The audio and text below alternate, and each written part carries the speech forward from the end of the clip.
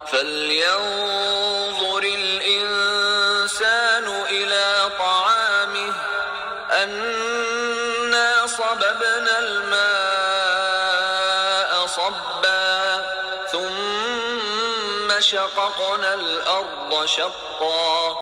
بسم اللہ والصلاة والسلام علی رسول اللہ وعلی آلہ وصحبہ اجمعین. رب اشرح لی صدری ویسر لی امری واحلل عقدۃ من لسانی یفقهوا قولی. اللہم انا نسألک علما نافعا ورزقا طیبا وعملا متقبلا آمین یا رب العالمین. سورۃ عبسہ آیات 24 سے 26 تک کور کریں گے انشاءاللہ. چلیں آئے لفظی ترجمہ دیکھتے ہیں. آیا نمبر 24. فَلْيَنظُرْ پس چاہیے کہ دیکھے. شروع میں جو فا لام آیا ہے فل کے معنی ہوتے پس چاہیے کہ. ینظر دیکھے. الانسان انسان. الی طرف. طعامی طعام کھانے کو کہتے ہیں. اس کے روٹ لیٹرز ہیں تا عین میم. طعامی اپنے کھانے کو. آیا نمبر 25. انا بے شک ہم نے. صببنا اس کے روٹ لیٹرز ہیں صاد با ڈالا ہم نے. ڈیلا ہم نے. ما ان پانی. صبا ڈالنا ڈیلنا. آیا نمبر 26. ثم پھر. شققنا اس کی جڑ ہے شین قاف قاف. شققنا پھر پھاڑی ہم نے. الارض زمین. شقن پھاڑنا. یہ آیات ریمائنڈرز ہیں اللہ سبحانہ وتعالیٰ کی ان نعمتوں کے بارے میں جو لگاتار ہمیں ملتی رہتی ہیں اور ہمیں ان کا احساس ہی نہیں ہوتا. یہ وہ نعمتیں ہیں جو ہماری ایک ضرورت ہے, ہماری زندگی کی ضرورت ہیں, نیسیسٹی ہیں, جن کے بغیر ہم سروائیو ہی نہیں کر سکتے, ہمارا گزارا ہی نہیں ہو سکتا. ہم دن میں کئی بار ان کو استعمال کرتے ہیں اس چیز کو ریئلائز کیے بغیر کہ یہ اللہ سبحانہ وتعالیٰ کی کتنی بڑی نعمت ہے. جن نعمتوں کا پچھلی آیات میں ذکر ہوا کہ شکر کرو, اللہ نے تمہیں تخلیق کیا, تمہارے لیے آسان کیا زندگی کو, تمہیں قبر دی. تو اگر تمہیں وہ سب کچھ یاد نہیں جو تمہارا ماضی تھا یا پھر جو تمہارا آنے والا کل ہے, تو تم کیوں نہیں اپنے رزق کی طرف دیکھتے, اپنے کھانے کی ہی طرف دیکھو اور شکر گزاری کرو. جیسے آیا نمبر 24 میں آیا ہے فَلْيَنظُرِ الْإِنسَانُ إِلَىٰ طَعَامِهِ پس چاہیے کہ انسان دیکھے اپنے کھانے کی طرف. الحمدللہ آج ہمارے گھروں میں ہم دیکھ لیں تو ہماری پینٹریز, ہمارے فریج بھرے پڑے ہیں. ہمارا حال یہ ہے کہ ہم دن میں ایک دو بار نہیں کئی بار کھانے کھاتے ہیں. ناشتہ ہو گیا, پھر لنچ ہو گیا, رات کا کھانا, ڈنر, اس کے درمیان بھی ہمارے کتنے سنیکس چل رہے ہوتے ہیں. کبھی چائے کا ٹائم ہے اس کے ساتھ کچھ نہ کچھ کھانا. کیا ہر بار ہمیں اپنے کھانے کو دیکھ کر ہمارا رب یاد آتا ہے؟ کیا ہم ہر بار اللہ سبحانہ وتعالیٰ کا شکر ادا کرتے ہیں؟ کیا ہم اس بات کو ریئلائز کرتے ہیں کہ اللہ کی کتنی بڑی نعمت ہے؟ اگر اس کا اذن نہ ہو تو ہماری ٹیبل کے اوپر کھانا پہنچ نہیں سکتا, چاہے ہم کتنی بھی کوشش کیوں نہ کر لیں. یہ تو اللہ سبحانہ وتعالیٰ کی رحمت ہے کہ اس نے ہمارے لیے آسان کر دیا, ورنہ کسی انسان میں نہ ہی کسی جانور میں یہ طاقت ہے کہ وہ اپنا رزق خود لے آئے. ہم اللہ کا شکر ادا کرتے ہیں اس نعمت کا, اسی لیے تو ہم ہر کھانے کے بعد کی دعا مانگتے ہیں اور اپنے رب کا شکر ادا کرتے ہیں. دعا سب کو یاد ہونی چاہیے.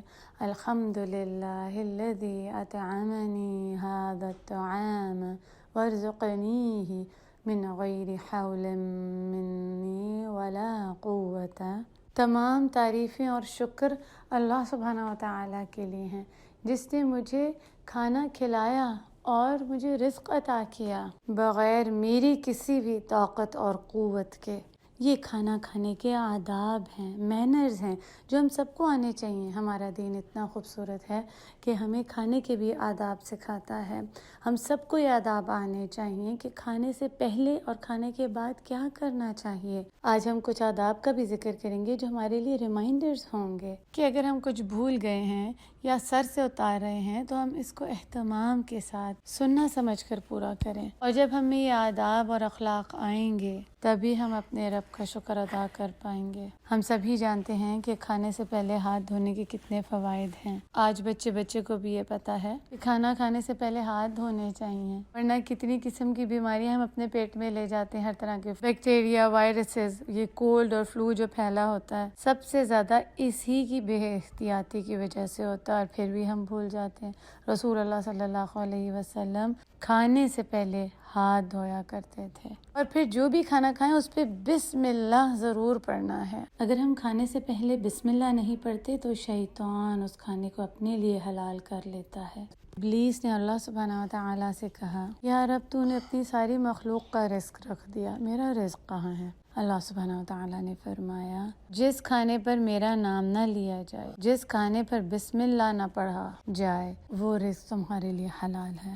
ایک بار رسول اللہ صلی اللہ علیہ وسلم کچھ لوگوں کے ساتھ کھانے کے لیے بیٹھے ہوئے تھے، اتنے میں ایک بچی دوڑتی ہوئی کھانے کی طرف آئی، اور ایسا لگ رہا تھا کہ اس کو کوئی دھکیل رہا ہے، اور اس نے کھانے کی طرف ہاتھ اٹھایا تو رسول اللہ صلی اللہ علیہ وسلم نے اس کا ہاتھ پکڑ لیا۔ اس کے بعد ایک بدو کھانے کی طرف بڑھتا ہوا آیا اور ہاتھ لگانے لگا تو رسول اللہ صلی اللہ علیہ وسلم نے اس کا بھی ہاتھ پکڑ لیا اور فرمایا، واللہ جس ذات کے قبضے میں میری جان ہے، شیطان نے چاہا کہ اپنا رزق حلال کر لے ان کے ذریعے، اور میں نے ان کا ہاتھ پکڑ لیا، میں نے ان کو روک دیا۔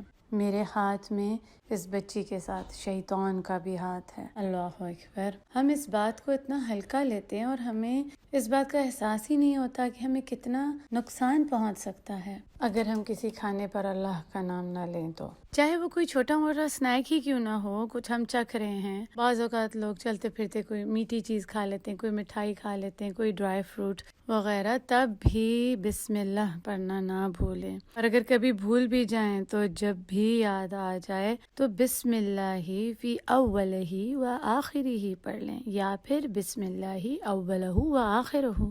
پھر یہ کہ کبھی کسی کھانے کی برائی نہ نکالیں، اس کے عیب نہ بیان کریں۔ اگر کبھی کوئی چیز نہیں پسند آتی تو اس کو چھوڑ دیں، مت کھائیں، نہ کہ اس کے بارے میں کوئی غلط الفاظ استعمال کریں۔ جیسے اکثر بچے کہتے ہیں ایو ڈسکسٹنگ، اور اس کی شکل کیسی ہے، اس کا کلر اتنا عجیب سا، اور پھر دوسری چیزوں سے اس کو ایگزامپلز دینا شروع ہو جاتے ہیں، تو ایسے نہ کریں۔ رسول اللہ صلی اللہ علیہ وسلم نے کبھی کسی کھانے کی برائی نہیں کی۔ ایک بار رسول اللہ صلی اللہ علیہ وسلم کے سامنے گو پیش کی گئی۔ رسول اللہ صلی اللہ علیہ وسلم کھانے سے پہلے پوچھتے تھے کہ یہ کیا ہے، جب آپ کو پتہ چلا تو آپ نے اسے نہیں کھایا۔ صحابہ کہنے لگے، یہ کیا رسول اللہ صلی اللہ علیہ وسلم، یہ حلال نہیں ہے؟ آپ صلی اللہ علیہ وسلم نے فرمایا، نہیں، پر میری طبیعت اس میں نہیں چاہ رہی کیونکہ ہمارے علاقے کا نہیں ہے۔ پھر ہمیں ایک اور سننا کا بھی پتہ چلتا ہے کہ جب بھی ہم کوئی چیز کھائیں، کوئی نئی چیز یا جس کا ہمیں پتہ نہ ہو اس میں کیا ڈلا ہوا ہے، تو ہمیں پوچھ کر کھانا چاہیے، اور اگر کوئی چیز پسند نہیں آتی تو خاموش رہیں۔ اس سے بھی کھانا کھانے کے آداب میں یہ بھی ادب ہے کہ کھانے کے وقت خاموش رہا جائے، اور اگر کوئی بات کرنی ہی ہے تو اچھی بات کی جائے، خیر کی بات کی جائے، بیٹھ کر سب کے ساتھ مل کر فیملی کے ساتھ کھانا کھایا جائے، اس میں برکہ ہے اور ہماری بھوک بھی مٹ جاتی ہے۔ صحابہ کرام نے رسول اللہ صلی اللہ علیہ وسلم سے پوچھا کہ ہم بھوکے ہی رہتے ہیں، سیٹسفائیڈ نہیں ہوتے، تو آپ نے یہی فرمایا کہ ہو سکتا ہے کہ تم لوگ ساتھ مل کے نہیں کھاتے ہو، تو ساتھ مل کے بیٹھ کر کھاؤ۔ پھر کھانا کھاتے وقت اس چیز کا دھیان رکھا جائے کہ کھانا سائڈ سے کھایا جائے، بیچ میں سے نہیں، کیونکہ کھانے کے بیچ میں برکہ اترتی ہے۔ اور ام سلمہ کے بیٹے بتاتے ہیں کہ جب میں بچہ تھا تو میرا ہاتھ ہر طرف گھومتا تھا، تو رسول اللہ صلی اللہ علیہ وسلم نے فرمایا، اللہ کا نام لے کر کھاؤ، سیدھے ہاتھ سے کھاؤ اور اپنے سامنے سے کھاؤ۔ پھر یہ کہ سارا کھانا ختم کریں، ضائع نہ کریں اس کو۔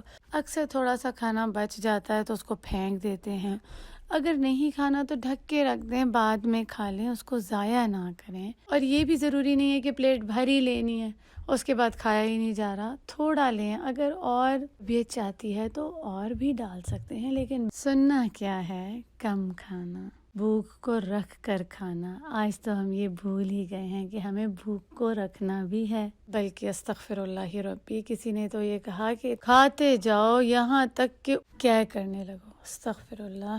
اللہ کی نعمتوں کا اسی وقت ہم شکر ادا کر سکیں گے جب ہم سنہ کو فالو کریں گے، ہم کھانے میں زیادتی نہ کریں، اور نہ ہی کھانا ضائع کریں۔ جو کھانا انگلیوں پر بھی لگ جاتا ہے ان انگلیوں کو بھی چاٹ لیں، اس میں بھی برکہ ہے۔ رسول اللہ صلی اللہ علیہ وسلم اپنی 3 انگلیوں سے کھانا کھایا کرتے تھے، تو ہم کبھی ہاتھوں سے بھی کھانا کھا کر دیکھیں۔ یہ آداب زندگی ہمیں آنے چاہیے۔ کھانا کھانے کے بالکل سمپل سے کچھ اخلاق، کچھ مینرز ہم نے آج سیکھے ہیں۔ جب ان کو اپنائیں گے تبھی تو ہم اپنے رب کا شکر ادا کر سکیں گے، اس کی نعمتوں کا اپنے عمل میں لا کر۔ اسٹوڈنٹس نے یہ دعا یاد کرنی ہے کھانے کے بعد کی، اور اپنے گروپس میں سنانی ہے، اور چند ایک جو مینرز آج ہم نے ڈسکس کیے ہیں وہ بھی ضرور دہرانے ہیں۔ ساتھ میں ایک اور ہوم ورک کرنا ہے کہ آج جب کھانے کو بیٹھے، چاہے وہ لنچ ٹائم ہے، ناشتے کا ہے وقت یا ڈنر ٹائم ہے، سوچیں اس رزق کے بارے میں، سوچیں کتنی بڑی نعمت ہے۔ اللہ سبحانہ و تعالیٰ نے اس کو میرے تک پہنچایا ہے، میری ٹیبل پہ کتنی آسانی سے پہنچ گیا ہے۔ اس رزق کو میرے لیے اللہ نے بنایا۔ جیسے پچھلی آیات میں ہم نے پڑھا نا کہ انسان پہلے کچھ بھی نہیں تھا، پھر اللہ سبحانہ و تعالیٰ نے اس کو نطفہ سے تخلیق کیا، ایک قطرے سے، پھر اس کو مکمل ایک زندگی بخشی۔ اسی طرح یہ جو ہمارا رزق ہے یہ بھی پہلے کچھ بھی نہیں تھا، جو کھانے کی چیزیں ہیں اللہ سبحانہ و تعالیٰ نے پانی برسایا، انڈیل دیا پانی بادلوں سے، اور ہمارے لیے بے شمار رزق پیدا کر دیا۔ جیسے کہ آیت نمبر 35 میں آتا ہے اَنَّا صَبَبْنَا الْمَاءَ صَبًّا، صب ہوتا ہے بہت زیادہ، بے شمار مقدار میں۔ اس پانی کو اللہ سبحانہ و تعالیٰ نے برسایا، تب جا کے یہ تمام سبزیاں اور یہ سب اگی۔ کسی بھی انسان میں اتنی طاقت نہیں ہے کہ اس قدر پانی برسائے کہ یہ سب اگ سکیں، اور اللہ سبحانہ و تعالیٰ کو علم ہے کہ کس فصل کو کتنا پانی چاہیے۔ اللہ سبحانہ و تعالیٰ کی ذات علیم ہے، ہر چیز کا علم رکھتی ہے، اور وہ الحفیظ ہیں، حفاظت کرنے والے، ورنہ تو بے شمار پانی سے، سیلاب سے تو فصلیں ہی تباہ ہو جائیں۔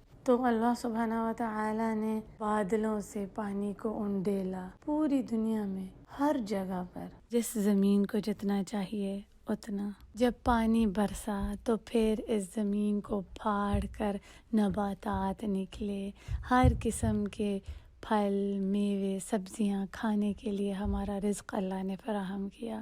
جیسے کہ آیت نمبر 36 میں آتا ہے ثم شققنا الارض شقا، شققنا ہم نے پھاڑا، شین قاف، قاف سے ہے، شق ہوتا ہے پھاڑنا۔